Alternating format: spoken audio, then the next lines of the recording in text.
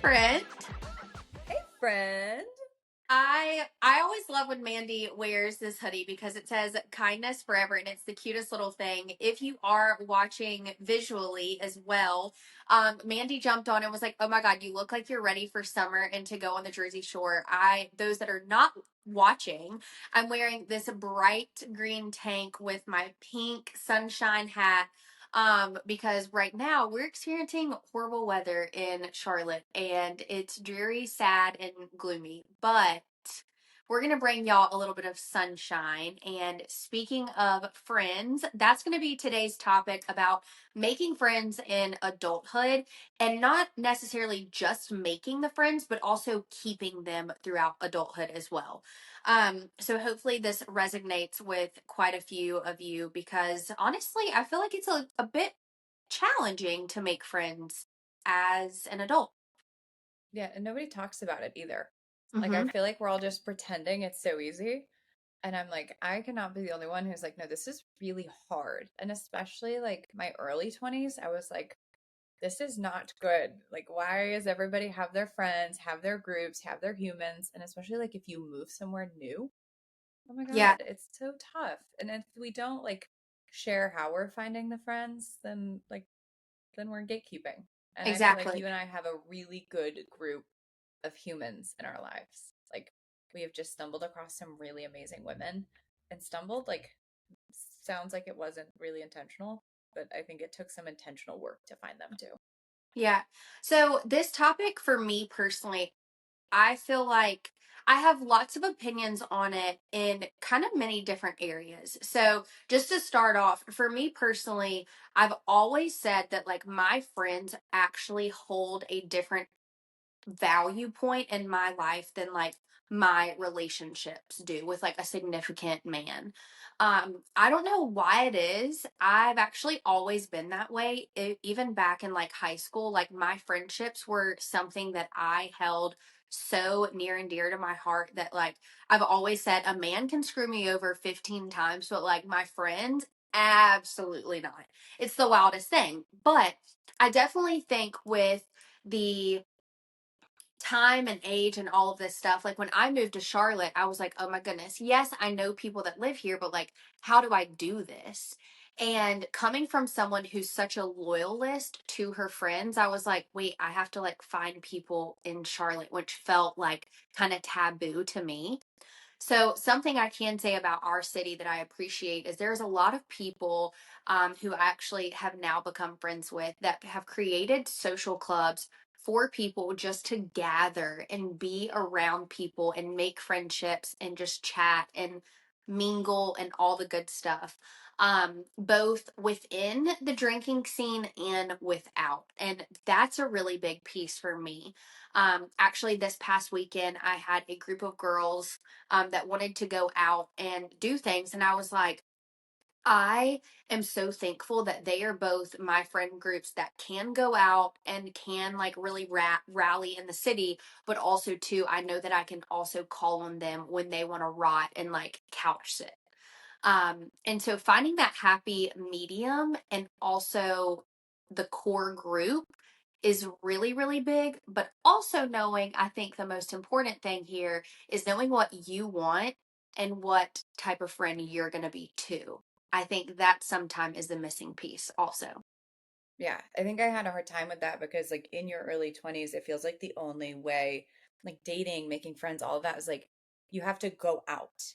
And so I was like, okay, well, my friends like to go out. I must have to like to go out and I must go do these things. But like if you're really intentional, you can find friends and you should be intentional when you're finding friends. You can find friends who like they want to do the same things as you. They Mhm. like the same things as you. They live similar lifestyles. You guys don't have to be a perfect match, but if you're not a going out person and all of your friends are going out people and that's the only way that they like to socialize, you're going to be really freaking lonely and you're going to feel really out of place. Yeah. So, Brittany mentioned like she's got friends who can do both. Brittany is someone who can do both. I'm a friend that, like, if you can't do both, we can't be friends because I don't go out. So it's like, I will never catch you. We will just never be in the same place. We will never go do anything. And I will just be like, oh, that looks so much fun. I'm glad you're having a good time, but like I'll never see you. So I think like if you're in that space, and I think it's harder to make friends if you're in that space because you have to be really intentional about finding those friends because you want to rot on your couch and you're not going to find them rotting on your couch. Hmm. Like, and you want friends you can rot with, but like you're not going to find them just doing that and being introverted. Like, you have to actually intentionally either make outreach on social media and connect with people on social media who seem to be your vibe, which I think for the longest time I thought was a weird thing, but I found like that's really freaking helpful. Or you have to join a group or a club or at least go to some event for connecting. Like Yeah. whether it's networking or friends, like there's a lot of groups in Charlotte here. Like we're really fortunate, but you have to put yourself out there. And I think that's the biggest like hurdle making friends in your in adulthood, because in high school and elementary school, like you make friends because of convenience. Yeah. Like these people are next to you every day. You don't have to go out of your way to make friends. You're going to. Um, Usually you're going to, at least you have people around you, right? Right. But in adulthood it requires you like putting effort in. You're not just going to wake up and have friends that didn't come from high school and those kind of college whatever it was, because you have to go find them. I can say, speaking of intention and actually doing the work in order to make a friend, this actually happened this past week where I had a girl message me, and we had known of each other, I believe. And truth be told, I knew of her because she actually has a very, very important title in pageantry. And so I of course knew of her, but truth be told, I didn't even know that she like knew that I existed. She actually messaged me on Instagram the other day and was like, "Hey, like we have been a part of like the same industry, all this stuff. Like I would love to like get coffee with you and like let's hang out." And y'all, when she messaged me that, I was like, oh my gosh, like I'm honored.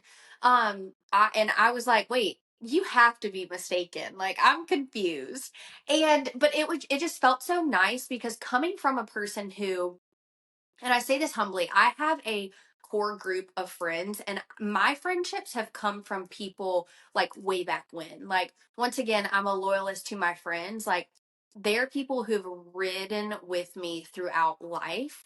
And so it is, like I said, when I first moved to Charlotte and I was like, oh, okay, like I am in a new city. I guess I have to make new friends. That was like weird to me because that's something that I didn't necessarily do. Cause like my group's my group. Like, and I've got tons in the group. But yeah, when she messaged me, I was like, holy cow. So this is definitely your sign, like Mandy was saying, like you have to do the work in order to make the friend. And you're not going to find the friend on your couch. I also say this to say there was years ago that I was contemplating with a friendship that I was like, okay, I need a reality check with myself. Like, is this friendship benefiting me? And I was talking out loud to my boyfriend at the time and my mom. And they were like, Brittany, like, that's really harsh. Like, you're not in a friendship for just benefit. And I was like, okay, hear me out. I understand I'm not in a friendship just for benefit. And I'm not trying to be friends with them for like, oh, what can they do for me? However, I definitely think that friendships should be an even keeled, like, all right, are we on the same page? Are we at the same point? Not necessarily in life, because you're always not going to be at the same point with your friends in life. That's just, it's not going to happen. But I was at the friendship where I was like, I'm not getting out anything out of this. Like, I'm not benefiting. I'm not getting anything out. I'm not growing. I'm not growing intellectually, emotionally by being friends with this person. What difference does it make? So, with that, I was like, I'm going to kind of step away. But you have to realize also, too, in your adulthood, you're not going to find it just on your couch. So, you have to go out and be like, okay, what do I bring to the table? What can I offer this person? So, here's where I think about Mandy and I. She is my introvert, where she's like, you do the people, I do the couch, we'll meet in the middle. Whereas I am the people person, but I also can do the couch. But what I can do for Mandy is I'm like, come on, let me put you in a setting where I know you're comfortable, but I also know that it's getting you in your extrovert areas. And to me, in my brain, and the way that computes, that is a beneficial friendship because I can meet you in the middle, but I can also gear you of like, this is good extrovert. This is happy. This is healthy. Whereas Mandy, on the other hand, can pull me back and say, you're running yourself dry. You need to relax and sit down. That is me benefiting from her in her ways. So just being mindful of like what you need in a friendship and in a relationship in adulthood, because it's not like, oh, they borrowed my purple crayon, I'm friends with them forever. Yes. And like it really is, you know what, the more you talk about this, it's like dating. Like finding new friends is similar to dating. Like you should vet the friends, you should know what you're looking for. Like not everybody wants friendships on the same levels. And also like there's variations of friendships. Like I have my core group of people that like I can text Brittany on a Friday night and be like, "Hey, do you want to come sit on the couch in our uglies and be real ugly?" And like I've got microwave mac and cheese, come eat like a frozen pizza with me and like let's just exist. And like that's great. And I also have friends where it's like, do you want to meet up and grab a coffee? And it stays a little more like surface level. And Mm-hmm. it's okay to know that, but I think you should come into it. It's like it's dating. Like what do you want out of your friendships? And then give people the space they deserve, right? Like people earn their spots in your life essentially. And like not everybody wants to be your best friend. Some people want to be like, hey, this is perfect for me. I love a coffee friend. I love Mm-hmm. a walk friend. I love like it's okay to have varying degrees. And I think it's really easy to like get upset when you don't feel effort from a friend too, where you're like, "Oh, they're not giving me effort." And like, I am such a low effort friend. And I think it has to go both ways where it's like my friends know you can give the lowest effort with me, but like in in regards to how much effort you're putting into like spending time and doing things, but it's like effort as emotional connection and support, like always 100%. Yeah. But Yeah. it's like I'm a friend who like you don't have to text me back that day. You have to text me back that week, that month. Like I'll hear from you when I hear from you. And like it's such a like goes both ways kind of thing. So it's like if that's the kind of friend you are, you're probably not gonna jive with someone who wants a really more intense friendship and who wants some serious like response and timely response. Like I'm sure there are people who have fallen out of my life who are like, this woman doesn't text me back for a week.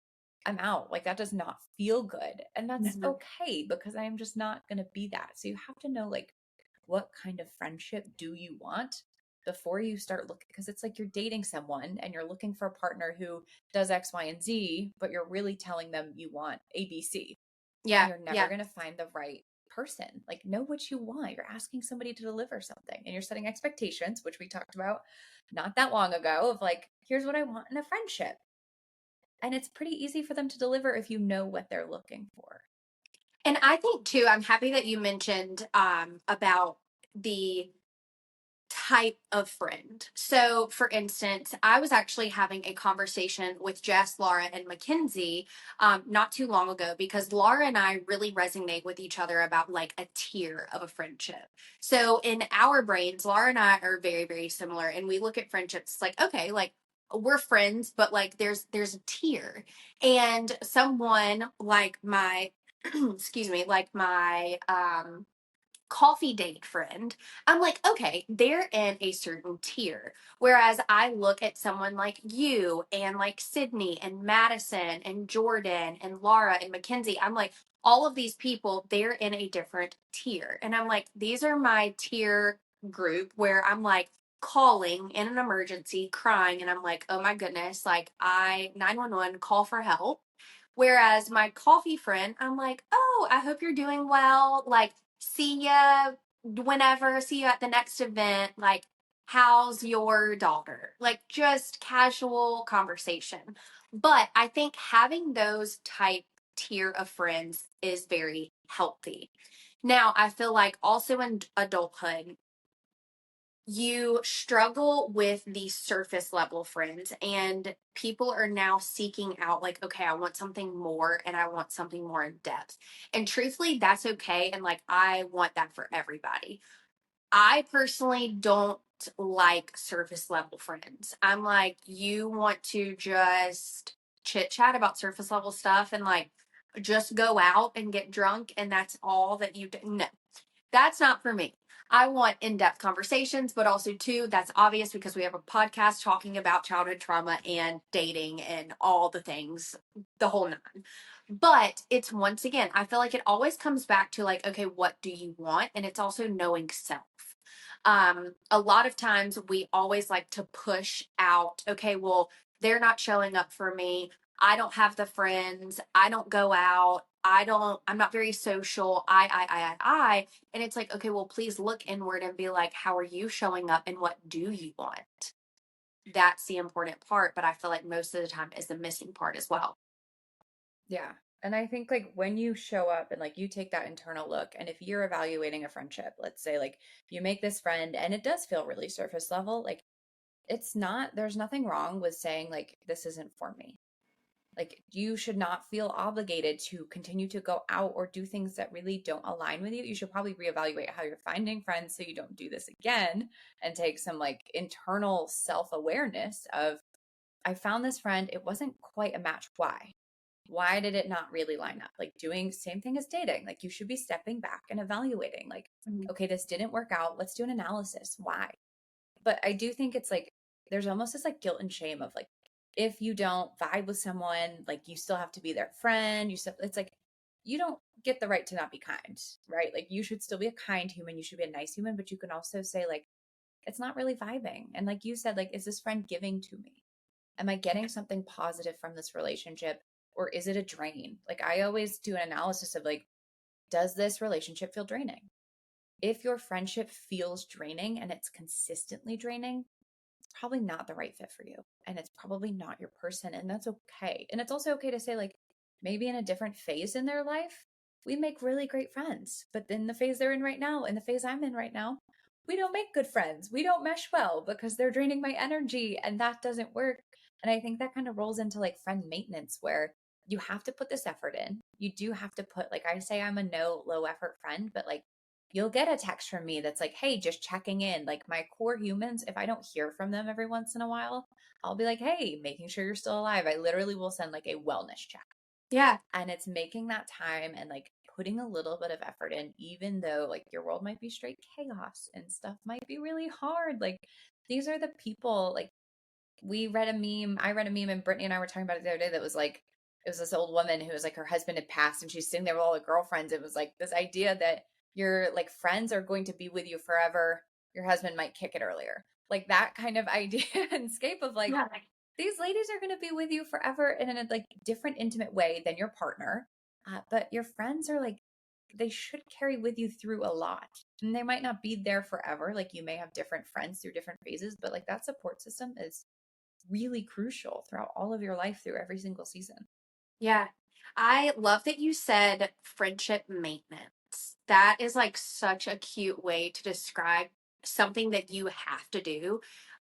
It's definitely a requirement because also too, it's like we see on Instagram all the time, like, oh, scheduling your meetups in adulthood. It's like, oh yeah, what are you doing in March of 2027? Like it's that maintenance, it's the upkeep, it's the tuning, and even especially too, like in disagreements and arguments or different opinions and outlooks, like you are growing and you want friends that you can grow with and also like push the not limits, but like push your thoughts and make you grow. Once again, there's that benefit.